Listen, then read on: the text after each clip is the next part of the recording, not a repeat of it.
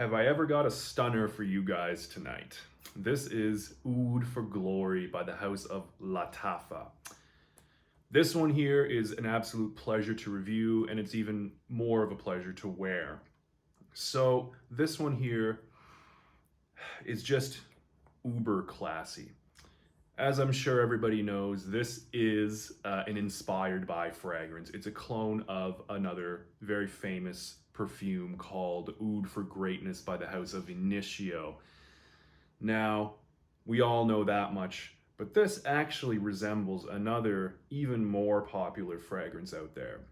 So if you guys want to learn some cool things about this Lattafa's Oud for Glory, I suggest you stick around for the following video.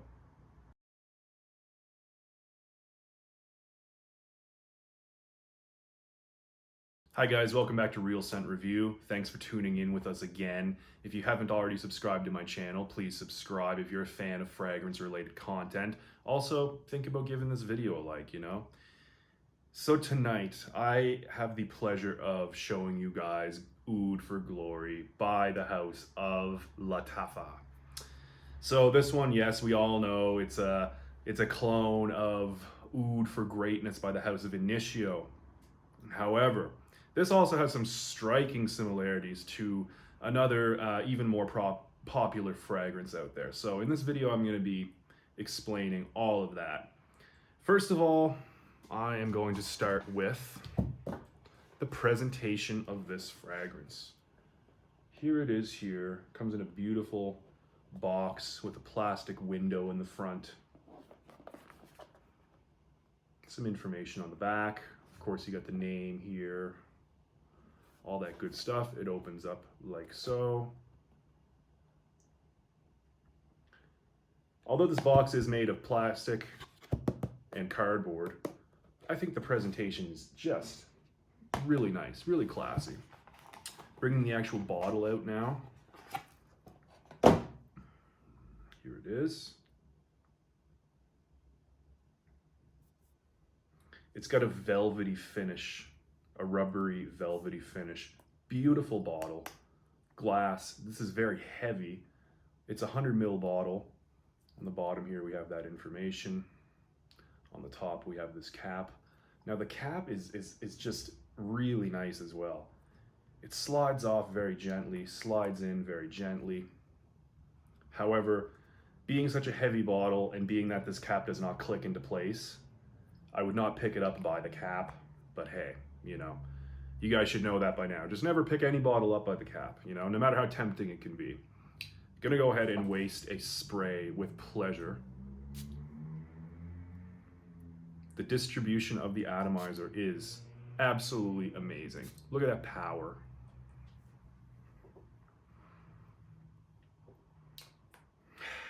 Wonderful, wonderful opening. Okay, I will admit right off the bat, this is an inexpensive fragrance. This is very inexpensive. I will get to the price point later, but let me just say, this is absolutely mind-blowing for any price range.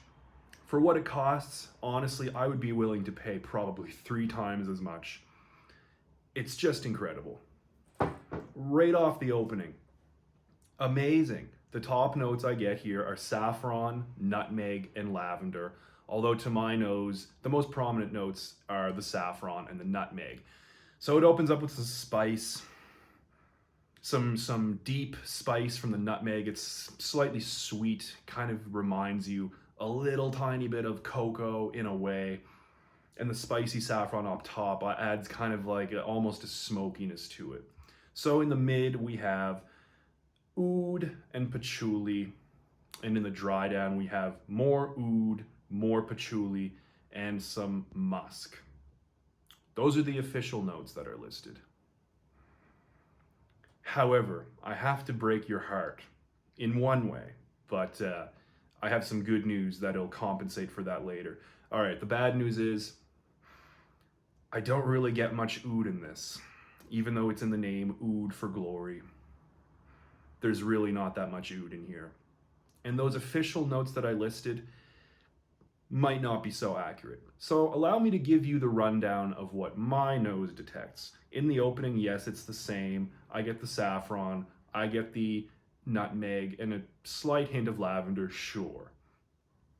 But what I also get in the mid is leather, a vague woodiness that's definitely not oud. I would probably call it more of a cedar type note. And yeah, there's some patchouli in there too. And in the dry down, I definitely get licorice, more nutmeg, and some general spice, which I'm pretty sure comes from black pepper. So, okay, the official note breakdown varies a little bit from what I've just told you. However, I have to say that this is extremely well blended. When I got this, I was not expecting such a phenomenally blended scent here. I mean, this is just amazing stuff. It's amazing stuff. I have some really expensive colognes in my collection, and this is one of the absolute cheapest I have. But in terms of quality, in terms of blending, and in terms of the scent itself, the raw scent itself, this is a 10 out of 10 fragrance. I am impressed with this, for real. So, I detect something different from what the actual notes will tell you. But, at the end of the day, it's a fragrance that smells absolutely phenomenal. And you just can't really go wrong with this one. Everybody knows that this gets compared to Oud for Greatness by Initio. Now, there are similarities. At one point, I had a decant of Oud for Greatness by Initio. I used it up a while ago, and it's just honestly too much of a hassle to get another one. So I don't actually have the fragrance in front of me to compare to this one. But let me tell you, the real thing, the Oud for Greatness by Initio, is higher quality. It does smell more refined. It's fuller, it's richer, it's deeper than this one. But, it's not quite as wearable. It's not quite as versatile as this one. And it's also like over $300 US for a 100 milliliter bottle, which, for the vast majority of people, that's just a little bit ridiculous. So yes, however, when you do smell this, there's a stark similarity to Oud for Greatness by Initio, of course. However, I would say this one lacks the depth that Oud for Greatness has. This one has a slightly more airy quality to it. And of course, there's just not really much oud in this, whereas the Oud for Greatness by Initio does have a good dose of oud, even though that one, on its own isn't even really what I would call a very challenging oud in itself. But, this one has just more of a generic woodiness. I think it's cedar. Definitely no oud in this. And it has the addition of all the other notes that I've mentioned. So all in all, it's like an airier version. I don't want to say fresher version, but it's a more, less deep than the Oud for Greatness by Initio. Now, there's another very well-known fragrance out there that this really reminds me of. In fact, I would almost venture to say that this could be a clone of this other one that I'm thinking of. And the other one that I'm thinking of is, can you guess it? Dior Sauvage Elixir. In Elixir's dry down, it has licorice and nutmeg. Those are two very prominent notes in the dry down. It has other ones, but I'm not going to get into that one. I'm reviewing this Oud for Glory tonight. Let me just say though, the opening to Sauvage Elixir differs slightly from this one, but in the dry down, I mean, they're so similar. It's eerie. There's an uncanny similarity between the two. And, that's something that I haven't really heard much talk about. The reviews that I've seen, the research that I've done, I have seen very, very few people compare this to Sauvage Elixir. But, once this gets to the dry down, it's like 90% similar to Dior Sauvage Elixir. And mind you, I think this is at the same level of quality as the Sauvage Elixir. I keep saying it, but this is just really good quality. I'm very pleased with this purchase. So, it definitely has some similarities to Oud for Greatness by Initio, which is what it's supposed to be copying. And, but I also find a stark similarity to the Sauvage Elixir by Dior. So as far as versatility on this one, while it's more versatile than the original, I still think this requires a little bit of thought before you put this on. This does lean formal, although it's more approachable than the original, it's still not what I would call a super mass pleasing scent. You got to think a little bit about this, about the situation you're going to wear this in. Formal, definitely leans formal, I would say. Only cold weather, strictly cold weather. Like I said, slightly formal. You could wear this on a date, maybe, if you're in a formal situation, and maybe if you already know the person a little bit that you're going to be going on the date with, because like I said, this still not for beginners. As approachable as it is, it's still quite strong, and it's got that oriental twist. It's spicy. It's got the deep notes of wood and leather that I detect. It's I wouldn't call it a super safe fragrance, but at the same time, it's not the most challenging one out there by any means. Still though, this one leans formal. This one not office safe. Don't wear this to the office ever. I wouldn't wear this to a classroom, in a classroom setting either. Definitely wouldn't wear it in the gym. So like I said, formal, preferably outdoors and in the cooler weather. Now the performance on this is monstrous. I get 9-10 hours on my skin as far as longevity goes, and I'm not exaggerating. For the first 3 hours, this projects and projects. It just projects like crazy for the first 3 hours, beyond an arm's length for the first 3 hours. And then it slowly dies down, gets closer to the skin.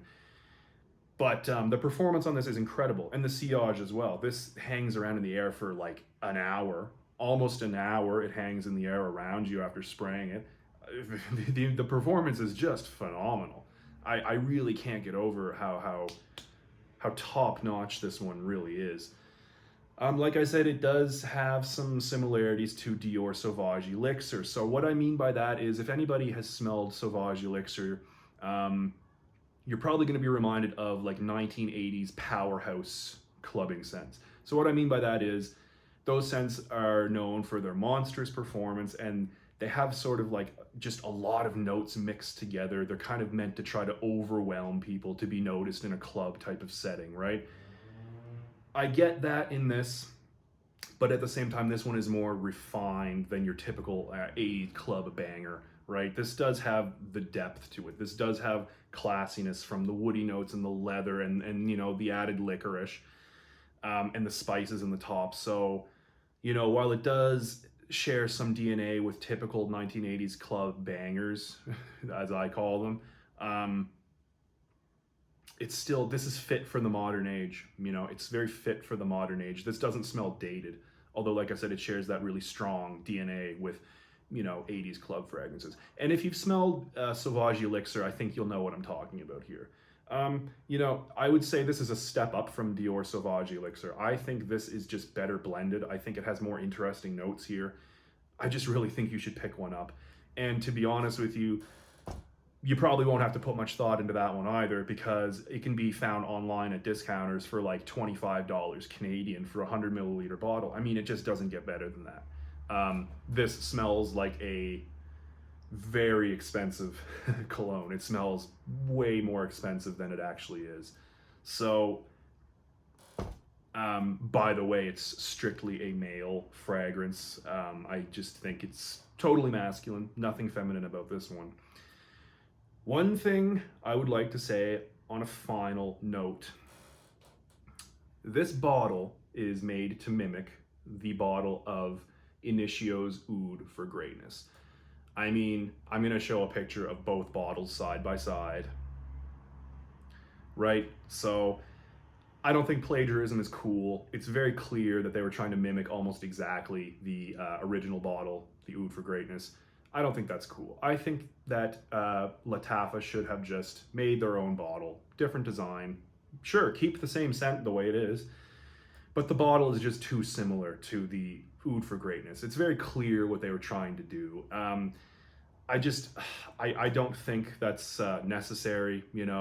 Initio went through all the effort of putting together the design for that bottle, and I think this on its own is such a good fragrance, and I think Lattafa as a house knows that, so I'm really just kind of questioning why they so directly copied the original bottle. Don't think it's necessary, but hey, anyway, I have the bottle. Maybe I shouldn't be complaining about something like that because I bought it anyway. So on that final note, I'm going to end things here for this evening. I hope you guys have enjoyed my review of Lattafa's Oud for Glory. As always, guys, please subscribe to the channel if you're a fan of my content. Please consider giving this video a like, and as always, keep it real. Take care.